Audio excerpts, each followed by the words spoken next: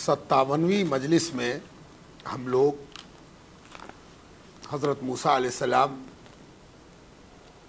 کی اس دعا کے اس حصے تک پہنچے تھے کہ حضرت موسیٰ علیہ السلام عرض کرتے ہیں اللہ تعالیٰ سے وَاحْلُلْ عُقْدَةً مِّن لِّسَانِي، اے اللہ میری زبان کے گرہ کو کھول دے، میری زبان کو تو اپنے پیغام کے پہنچانے کے لیے جاری اور ساری اور آسان فرما دے۔ اس کے مفہوم پر کچھ باتیں ہوئی تھیں۔ اب فرماتے ہیں کہ در بعض روایت دیدہ شد کہ لکنت زبان ایشاں بسبب سوختگی آتش شدہ کہ در دہان خود نہادہ بودن۔ اب موسیٰ علیہ السلام نے اپنے زبان کے گرہ سے متعلق جو بات کہی اس کو الگ الگ مفسرین نے، الگ الگ شارحین نے اس کی توجیہ کی ہے کہ حضرت موسیٰ علیہ السلام کو آخر کس قسم کی گرہ تھی زبان میں، کس طرح کی لکنت تھی، اور اگر لکنت تھی تو اس کا سبب کیا تھا۔ اس پر بحث ہے اور روایتیں ہیں الگ الگ قسم کی۔ ان میں سے ایک روایت، ایک قول حضرت نقل فرما رہے ہیں کہ میں نے ایک روایت ایسی بھی دیکھی ہے کہ ان کی زبان کی لکنت کا سبب یہ تھا کہ کبھی ایسا ہوا تھا جس کی وجہ سے سوختگی آتش، کچھ جل جانے یا گرمی پہنچ جانے کا معاملہ ہوا تھا،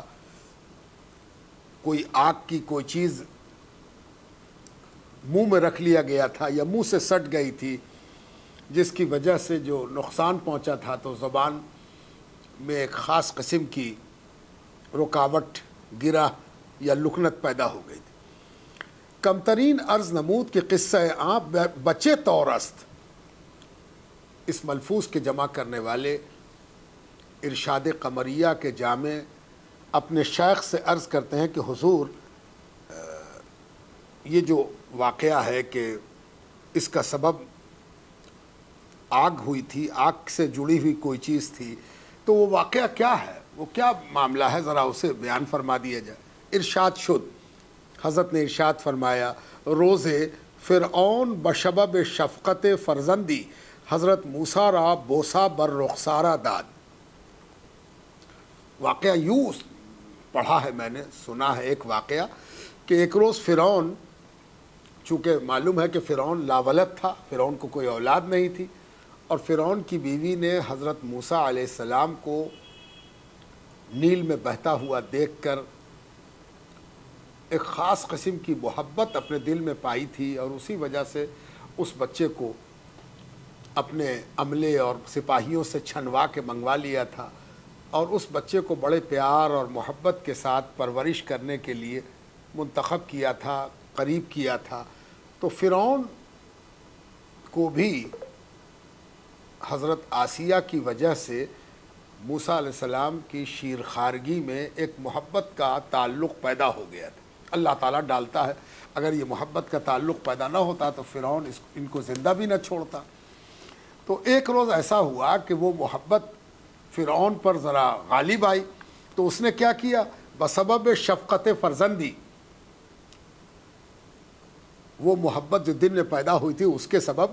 حضرت موسیٰ کو ان کے رخسار مبارک پر، گال مبارک پر بوسہ دینے کی کوشش کی، جھکا وہ۔ حضرت موسیٰ ریش او در دست خود گرفتہ، اور حضرت موسیٰ نے اپنے ننھے ننھے مبارک ہاتھوں سے اس نامبارک کی داڑھی کو پکڑ لیا۔ بچے ایسا کرتے بھی ہیں عموماً، بچوں کے پاس کوشش کرے، جو گود لیتے ہیں یا لیتی ہیں تو ان کے بال پکڑ لینے کی بچوں کے اندر ایک خاص بات ہوتی ہے، داڑھی پر بھی ہاتھ چلا جاتا ہے، لیکن انہوں نے اس فرعون کی داڑھی کو پکڑ لیا۔ یک تماچا بر رویش زدن، اور ایک تماچا بھی اس کے منہ پر لگایا۔ فرعون بغصہ آمد، فرعون کو بڑا غصہ آیا۔ فرعون تو طبعاً ڈکٹیٹر تھا،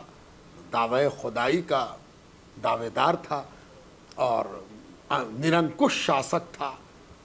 کون اس سے کسی کی ہمت نہیں تھی کہ آ کے چار کرے،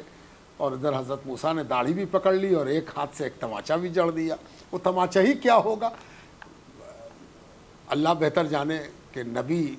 کا تماچا اپنے آپ میں کچھ اور معاملہ بھی رکھتا ہے. حالانکہ ان کی عمر بہت مختصر تھی, شیرخوار تھے, لیکن ہونے والے نبی تھے, تو نبی کے تماچے میں کیا طاقت ہوتی ہے. ہم جانتے ہیں کہ حضور پاک علیہ السلام کی تلوار سے ایک کافر کو خراش لگ گئی تھی تو وہ مرغ بسمل کی طرح تڑپتا تھا, چھٹپٹاتا تھا, لوٹ رہا تھا زمین میں. کفار نے اس سے کہا کہ کیا ہوا کہ تو اتنا بے چین ہے. تو اس نے دکھایا تو دیکھنے والوں نے کہا کہ ارے یہ تو خراش ہے, تیرے جیسا بہادر آدمی, نڈر آدمی,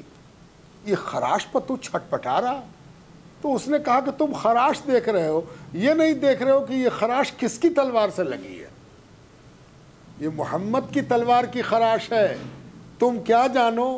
کہ اس خراش میں کیا درد ہے,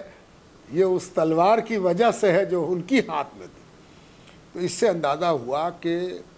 نبی کے ہاتھ سے معمولی سی چوٹ بھی کیا اثر رکھتی ہے, اندازہ کرنا مشکل ہے. تو موسیٰ علیہ السلام کا جو تماچا لگا تو اس سے فرعون غصے میں آیا. گفت ای طفل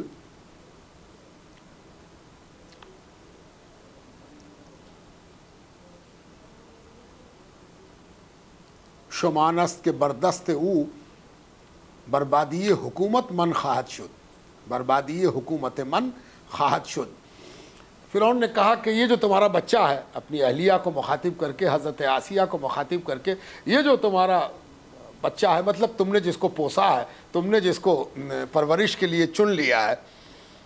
ایسا لگتا ہے کہ اسی کے ہاتھ سے میری حکومت کی بربادی لکھی ہوئی ہے. میری حکومت کی تباہی اسی کے ہاتھ سے لکھی ہوئی ہے, اسی کے ذریعے ہوگی. حضرت آسیہ رضی اللہ عنہا فرمودن چرا چنی می گوئی ای طفل نادان است از راہ نادانی یہ طفولیت چنی فیل کرداست.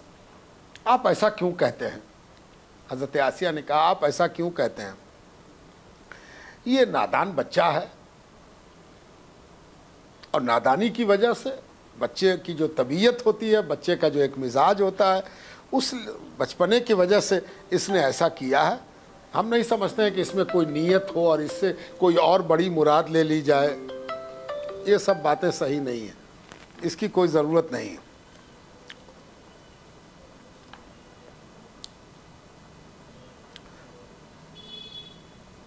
بری فعل او اعتماد نہ باعث کر. اور آپ کو اس کے اس داڑھی پکڑ لینے سے یا ایک ہاتھ لگا دینے سے ایسی بات مراد نہیں لینی چاہیے. حامان گفت اگر نادان است من دو تشت پیش او می نهم یکی پر از آتش دیگر تشت را از لال درخشنده اگر تمیز در آتش و لال کند نادانی او دانم. حامان جو وزیر اعظم تھا فرعون کا, اس کو بھی فرعون نے طلب کر لیا اور کہا کہ ایسا ایسا واقعہ ہوا, ہم سمجھتے ہیں کہ یہی لڑکا ہے. آپ کو تو معلوم ہے کہ اس نے بہت سے لڑکوں کی جان لے لی تھی, کہ کوئی لڑکا بچے ہی نہیں, سوائے حضرت موسیٰ کے کوئی بچہ بھی نہیں تھا. اور حضرت موسیٰ کے بارے میں چونکہ فرعون کی بیوی اس کو ڈیفینڈ کر رہی تھی, دفاع کر رہی تھی حضرت موسیٰ کو, اس لیے دھیان ادھر فرعون کا نہیں جاتا تھا. لیکن فرعون کو ایک شبہ ان سے بھی ہو گیا اس حرکت کے بعد, تو اس نے حامان کو طلب کیا کہ حامان تم کیا کہتے ہو, تم بتاؤ کہ کیا کیا جائے اس بچے کے بارے میں. حامان نے کہا کہ ابھی امتحان ہو جاتا ہے کہ یہ بچہ نادان ہے یا بہت بڑا ذہین اور دانشور ہے.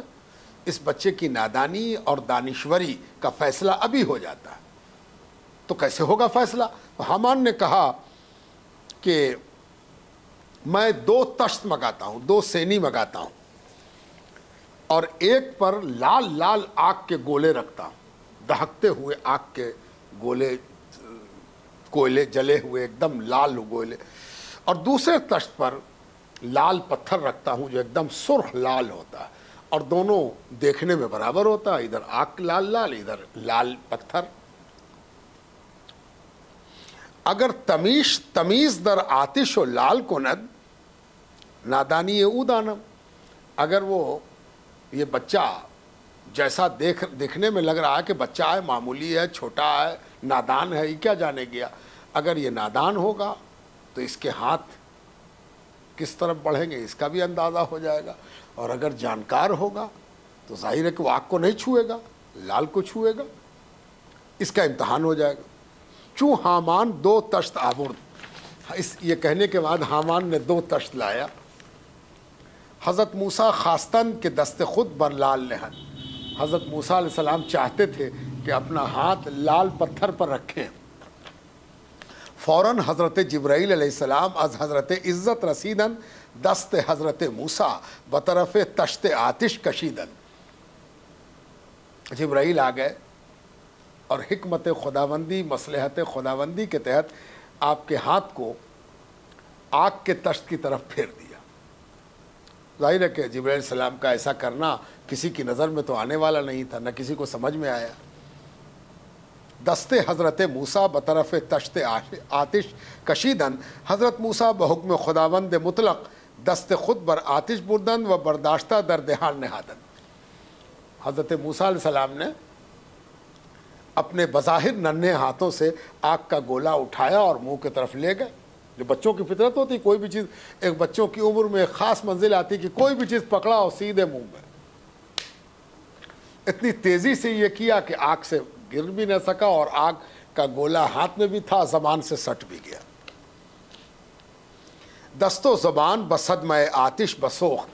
ہاتھ پر بھی جلنے کا اثر ظاہر ہوا اور زبان پر بھی جلنے کا اثر ظاہر ہوا کہ خاصہ آتش است، آگ کی یہی صفت ہے کہ وہ جلاتی ہے۔ بسوزانیدن و سوختن خاصہ بشر ہست، اور انسان کی یہ خاصیت ہے کہ اگر وہ آگ کے ساتھ، آگ کا معاملہ اس کے ساتھ ہوگا تو آگ کا نقصان بشر کو ہوتا ہے، انسان کو ہوتا ہے۔ ای قدرت رب العزت است ورنہ در تنور کے داشتن نہ سوختن در دریا نہ غرق شدن، یہ بھی اللہ تعالیٰ کی قدرت ہے، اس کو سمجھنا چاہیے کہ تنور میں ڈالنے کے بعد بھی آپ نے سنا کہ حضرت ابراہیم سلامت باہر آئے، اور دوسرے واقعات انبیاء کے موجود ہیں جس میں تنور میں ڈال دینے کے باوجود بھی نہ جلے۔ اور آپ یہ بھی جانتے ہیں کہ دریا میں گھوڑے دوڑا دیے اور دریا میں غرق نہ ہوئے۔ تو اللہ رب العزت کی ایک ہی سنت پر توجہ نہیں رہنی چاہیے، یعنی اللہ تعالیٰ کے قدرت کا ایک ہی رنگ نہیں ہے۔ اللہ تبارک تعالیٰ اگر ابرہہ کے حملے کے وقت کعبہ آنے سے پہلے ابرہہ کو برباد کر دے رہا ہے، یہ بھی اللہ کی حکمت ہے، اور یزید کا لشکر جا کے کعبے پر حملہ کر رہا ہے اور منجنیق سے کعبے کے ایک کونے کو ڈھا دے رہا ہے، اور غلاف کعبہ میں آگ لگ جا رہی ہے اور کچھ نہیں ہو رہا ہے، یہ بھی اللہ تعالیٰ کا معاملہ ہے۔ اللہ تعالیٰ کی قدرت کو اپنی سمجھداری یا کسی ایک قسم کی کیفیت میں باندھ دینے کی کوشش نہیں کرنی چاہیے۔ یفعل ما یشاء یحکم ما یرید، جو وہ چاہتا ہے سو کرتا، کبھی چاہتا ہے کہ ابرہہ کعبے کی حدود میں قدم نہ رکھ سکے، اور کبھی چاہتا ہے کہ پردہ جل جائے اور کعبہ ڈھہ جائے، تو یہ بھی اللہ کی قدرت سے ممکن ہے۔ اس لیے اللہ تعالیٰ کی قدرت کا سوال نہیں اٹھانا چاہیے کہ اللہ تعالیٰ نے حضرت موسیٰ کو کیوں نہیں جلنے سے بچا دیا، کیوں ہاتھ جلا، کیوں منہ میں جلنے کی تکلیف ہوئی، یہ سوال نہیں اٹھانا چاہیے۔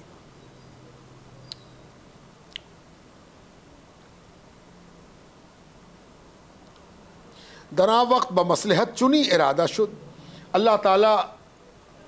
کی مصلحت اس وقت ایسی ہی تھی، یہی اللہ تعالیٰ کو منظور تھا۔ سیوم، یعنی ہم لوگوں نے دیکھا کہ ایک تو حضرت یوسف علیہ السلام کی گواہی دینے کے لیے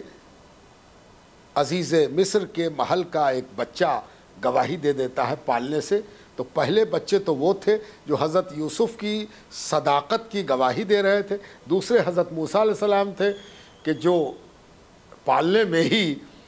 وہ کام کر رہے تھے جس سے فرعون کھڑک رہا تھا کہ اللہ کی پناہ یہ کیا ہو رہا ہے۔ اور تیسرے نمبر پر آ گئے کہ وہ تیسرے کون تھے جو اپنی شیر خاری دودھ پیتی عمر میں بولے تھے۔ سیوم حضرت علی علیہ السلام چو متولد شدن، جب حضرت علی کی ولادت ہوئی، مولا علی کی ولادت ہوئی، نہیں ہے، حضرت علی نہیں، حضرت عیسیٰ علیہ السلام جو متولد شدن قوم بنی اسرائیل یہود بر حضرت مریم علیہ السلام تہمت نمودن۔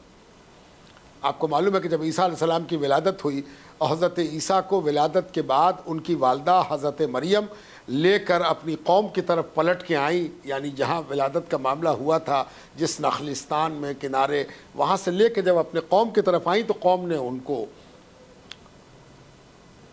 لان تان کیا، انگلی اٹھائی کہ یہ بچہ کہاں سے تمہارے پاس آیا،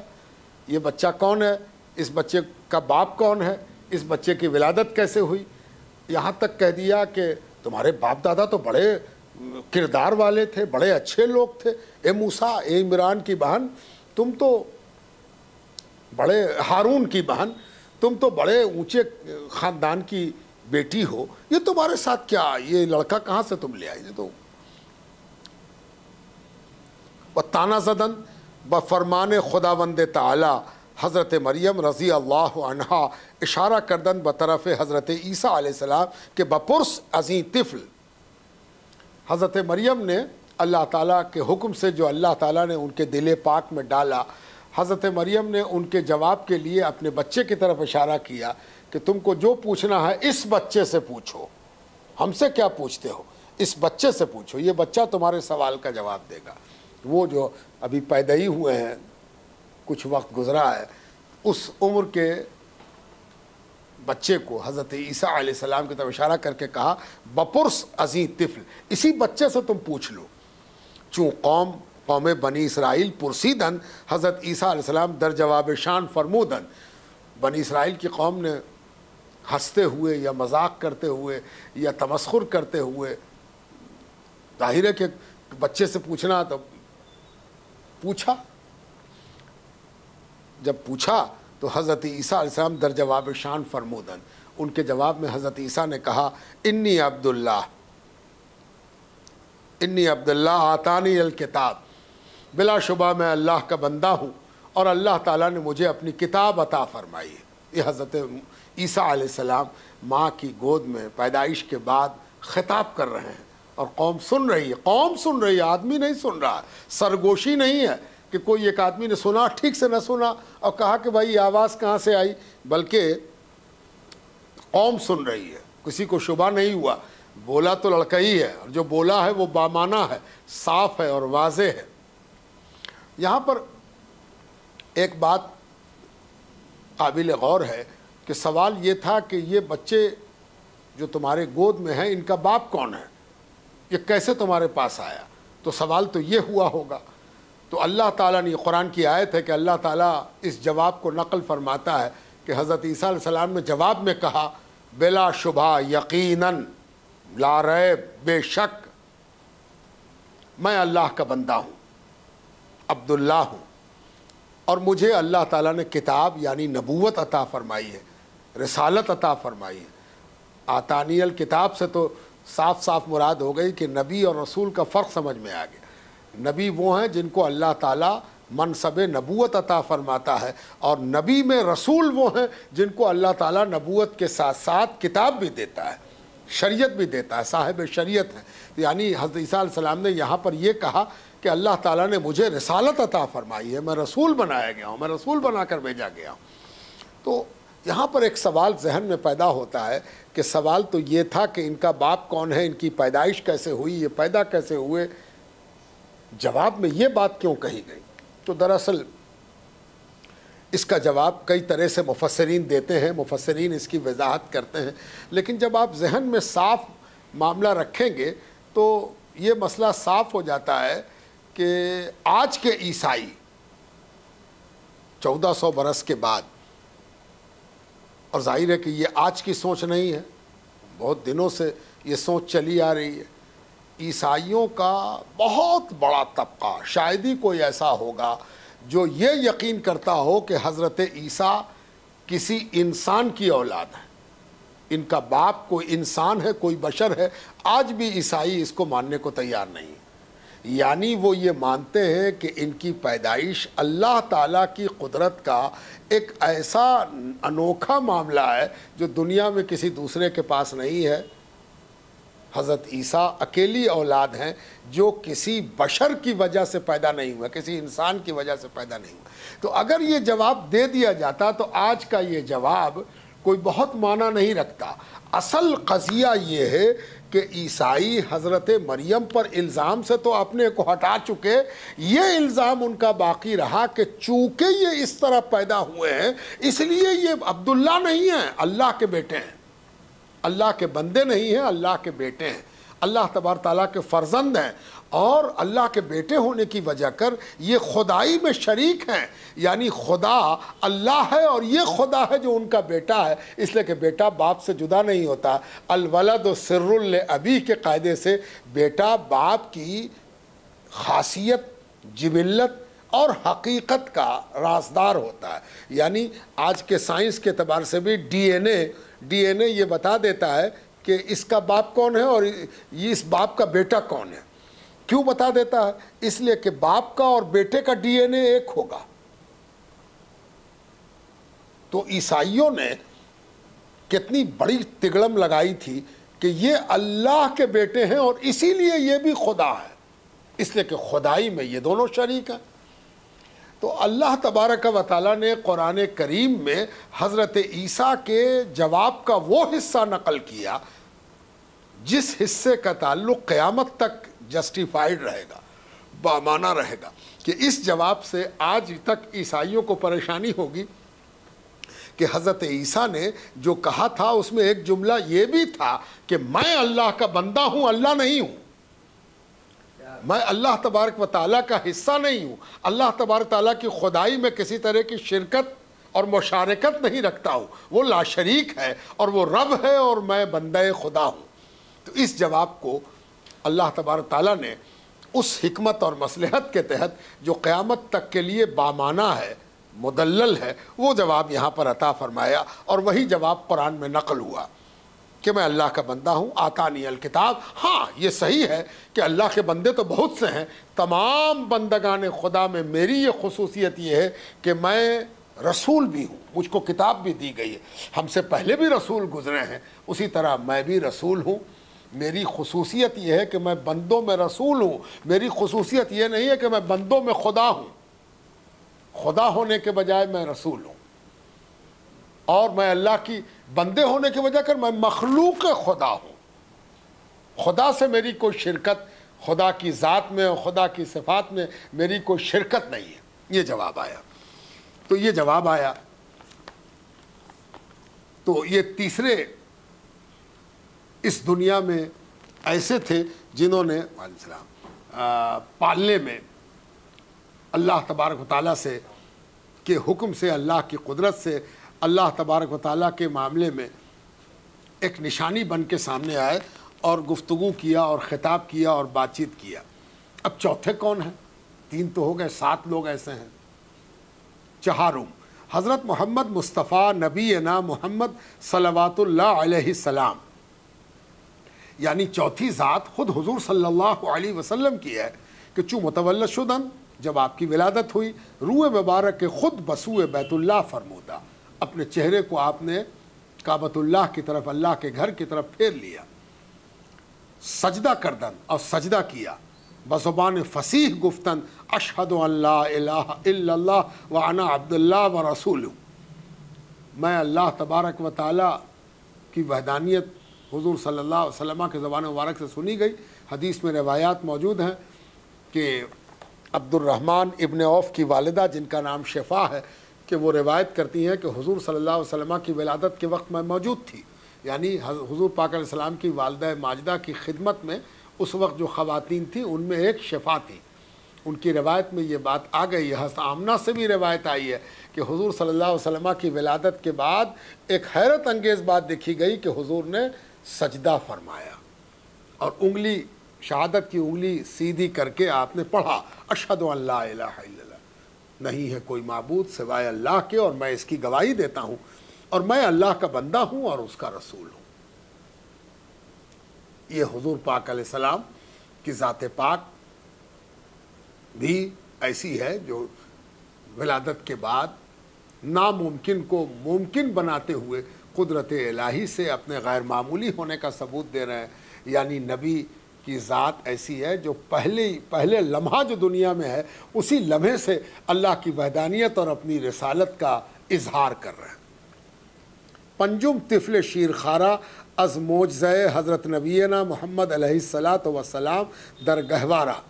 برسالت حضرت علیہ السلام شہادت دادا حاضن نبی و رسول ہی۔ اور پانچواں ایک بچہ ہے جس کو حضور صلی اللہ علیہ وسلم کے معجزے کے طور پر بیان کیا گیا ہے کہ وہ پالنے میں گہوارے میں حضور صلی اللہ علیہ وسلم کی شہادت گواہی دیتا ہوا کہتا ہے حاضن نبی، یہی اللہ کے نبی ہیں، وہ رسول ہے اور اس کے رسول ہیں۔ پانچویں وہ کا ششم آ کے اکثر مشرکان عرب از غیرت دختر خود را می کشتن، یعنی چھٹا بچہ وہ ہے یا بچی وہ ہے کہ عرب میں یہ دستور تھا، اہل مکہ میں، مکے کے عرب میں اور آس پاس کے علاقے میں عرب میں یہ دستور تھا کہ وہ اپنی بیٹی کو زندہ رکھنے سے کتراتے تھے، بیٹی کو زندہ نہیں رکھنا چاہتے، مار ڈالتے تھے۔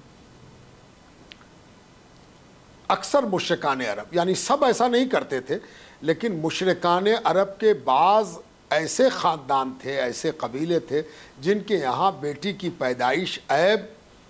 اور بہت بڑا گھاٹا تصور کی جاتی تھی، اور بیٹی کو مار ڈالنا ان کا شعار بن گیا۔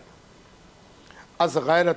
غیرت دختر خود رامی کشتن، اور اتنی غیرت ان کو پیدا ہو گئی تھی کہ وہ کہتے تھے کہ بیٹی کے باپ بن کے ہم رہیں گے، بیٹی کو مار دینا ٹھیک ہے۔ وہ بعض در پارچہ پیچیدہ از خانہ خود در راہ یا با ناودان می انداختن، اور بعض کیا کرتے تھے کہ مارتے نہیں تھے تو کپڑے میں لپیٹ کر کے چاہے راہ پر پھینک دیتے تھے یا پھر کسی کوڑے کچڑے میں کنارے میں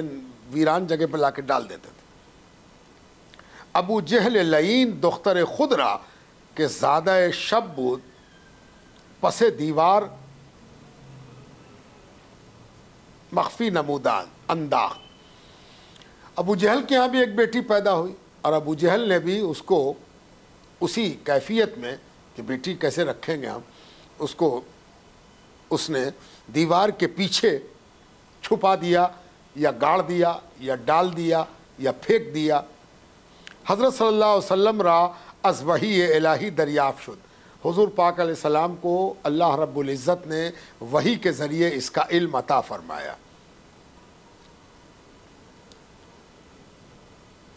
از ابو جہل پرسیدن، حضور صلی اللہ علیہ وسلم نے ابو جہل سے پوچھا کہ تم نے ایسا کیا ہے؟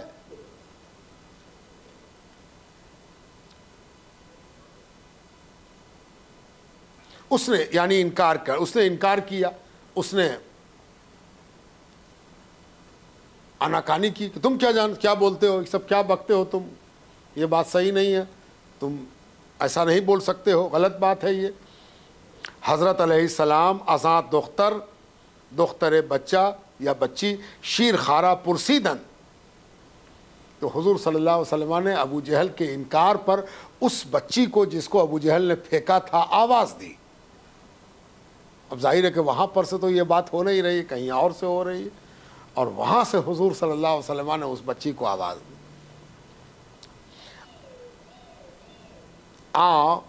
بچہ احوال بیان کر کہ زادہ ابو جہل ہستم،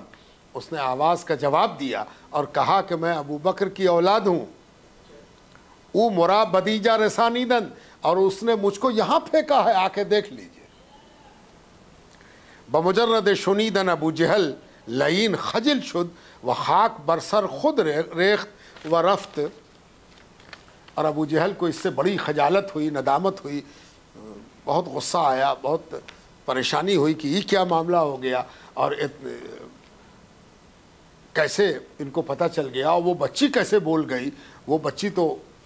ہم نے پھینک دی تھی، اور ظاہر ہے کہ اگر وہ زندہ بھی ہو تو وہ بات کرے اور کلام کرے اور سوال سنے اور جواب دے، یہ کیسے ہو سکتا ہے، یہ تو بڑا عجیب ہے۔ اور آپ جانتے ہیں کہ ابو جہل کے ساتھ ایسا کتنی بار ہوا جبکہ اس کو یہ احساس دلایا گیا کہ سوائے نبی کے کوئی ایسا کر نہیں سکتا ہے، لیکن اس کو بجائے ایمان آنے کے بلکہ کفر میں اور سختی پیدا ہوئی۔ اور یہ بڑی غضب کی بات ہے کہ اللہ تبارک تعالیٰ جب غضبناک ہوتا ہے تو ہدایت کی سبیل بند کر دیتا ہے اور گمراہی اور ضلالت کی سبیل کھلی رہ جاتی ہے اور آدمی گمراہ اور ضلالت میں مبتلا ہوتا ہے۔ ہفتوں ماہ کے طفل شیر خارا 6 ماہ در گہوارہ بود، اور 7واں بچہ وہ تھا جو 3 ماہ کا پالنے میں جھول رہا تھا۔ در زمان حضرت امام ابو حنیفہ رحمت اللہ علیہ چوں بخانہ پدرش حضرت امام اعظم علیہ الرحمہ بطریق مہمانی رفتن، ایک بار حضرت امام ابو حنیفہ ایک شخص کے ہاں دعوت پر تشریف لے گئے، اس نے دعوت کی تھی، حضرت تشریف لے گئے۔ آنکھ کودک حضرت امام را دیدہ گفت، وہ بچہ جو پالنے میں لیٹا ہوا تھا اور 3 مہینے کا تھا، اس نے حضرت امام کو دیکھ کر فرمایا، ھذا سراج امت رسول اللہ، یہ اللہ کے رسول کی امت کا چراغ ہے، یہ چراغ امت رسول اللہ ہے صلی اللہ علیہ وسلم۔ یہ بھی ایک کرامت ہے امام ابو حنیفہ رحمۃ اللہ علیہ کی، اور امام ابو حنیفہ رحمۃ اللہ علیہ کی صداقت پر اللہ تبارک و تعالیٰ کی جانب سے ایک شیرخوار کی گواہی ایک بہت بڑی بات ہے۔ اور یہ حضور صلی اللہ علیہ وسلم کی ایک حدیث بھی احناف کے ہاں بیان کی جاتی ہے کہ حضور صلی اللہ علیہ وسلم نے ایک پیشن گوئی کی تھی، اور اس پیشن گوئی میں سراج امت کہا تھا، تو سراج امت سے مراد حضرت امام ابو حنیفہ ہیں، جس کی تصدیق ایک شیرخوار بچے سے ہوئی، جس میں نہ سیاست ہوتی ہے، نہ مکاری ہوتی ہے، نہ راجنیتی ہوتی ہے، نہ کوئی اس سے بلوا سکتا ہے، اور نہ کوئی بچہ بول کے اتنی بڑی حقیقت کا اظہار کر سکتا ہے۔ جب بول ہی نہیں سکتا تو اظہار کہاں سے کرے گا؟ اور بچہ جب کچھ بولتا ہے تو وہ ہمیشہ سچ بولتا ہے، اس لیے کہ بچہ جھوٹ نہیں بول سکتا، یہ سب لوگ جانتے ہیں۔ تو یہاں تو نہ بولنے والا بچہ بول رہا ہے، اور وہ بول رہا ہے جس کا تعلق ایک ازلی سچ سے ہے، حقیقی بات سے ہے۔ یہ اتنا بیان کر کے فرماتے ہیں کہ بعد اتمام ای حقیقت فرمودن کہ او تعلیم طفلان را وقت کودکی مقرر نموداز الا گویائی ای ہما طفلان از اعجاز بود انبیاء یا کرامت اولیاء۔ اعلیٰ حضرت نے اس کے بعد ارشاد فرمایا کہ یہ سب اللہ تعالیٰ کی قدرت کے معاملات ہیں، اور اللہ تبارک و تعالیٰ ایسی قدرت کا مظاہرہ اس لیے بھی کرتا ہے، ایک بات ذہن میں صاف رہنی چاہیے کہ اگر ایسے معجزات یا غیر معمولی خرق عادات، حیرت انگیز واقعہ جو کبھی نہ ہوا ہو، ممکن نہ ہو، امکان نہ ہو، سائنس منہ پیٹنے لگے، حقیقت رونے لگے کہ ایسا کیسے ہو گیا، تو ایسا اس لیے ہوتا ہے کہ اگر ایسا نہ ہو تو ایک بہت بڑا عقل مندوں کا طبقہ ہے جو کہتا ہے کہ خدا نہیں ہے، سب کچھ نیچر ہے، اس کو نیچری کہا بھی جاتا ہے کہ بھئی نیچر ہے، یہ نیچر سے ایسا ہو رہا ہے، فطرت ہے، پرکرتی ہے، پرکرتی کا یہی رنگ ڈھنگ ہے، پرکرتی کا یہی طریقہ ہے۔